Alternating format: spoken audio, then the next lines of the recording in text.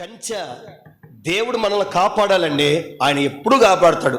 అలాగని చెప్పి దేవుడు కాపాడువాడని చెప్పి వందే భారత్ ట్రైన్ వెళ్తుందండి, అది ఎక్కడ ఆగదు. వైజాగ్ టు హైదరాబాద్, హైదరాబాద్ టు వైజాగ్, ఎక్కడ ఆగదు. ఇప్పుడు దేవుడు నన్ను కాపాడుతాడని చెప్పి 2000 కిలోమీటర్ స్పీడ్లో వస్తున్నటువంటి ఆ ట్రైన్ దగ్గరికి వెళ్ళి నన్ను కాపాడు ప్రభు అని ఇట్లా నిలబడ్డాడు అనుకో, ఒకడు ఏమవుతాడు?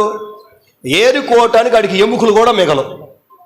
ఇప్పుడు క్రైస్తవ పరిస్థితి ఎట్టకుందో తెలుసా?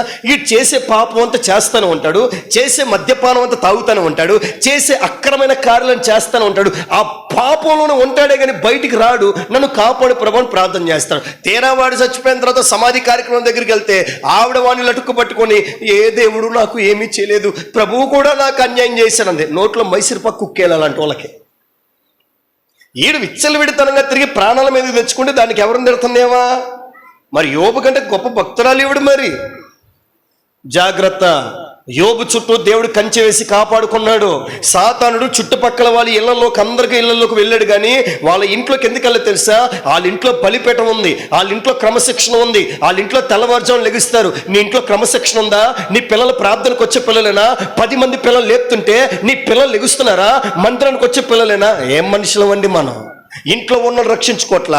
ఒక వేశ్య, ఒళ్ళమ్ముకున్న ఒక వేశ్య, రాహాబు వేశ్య, తన ఇంట్లో ఉన్నటువంటి నాన్నని, అమ్మని, అన్నదమ్ములు, అక్క చెల్లి, ఒక వేశ్య రక్షించుకుందిగా వాళ్ళ కుటుంబాన్ని.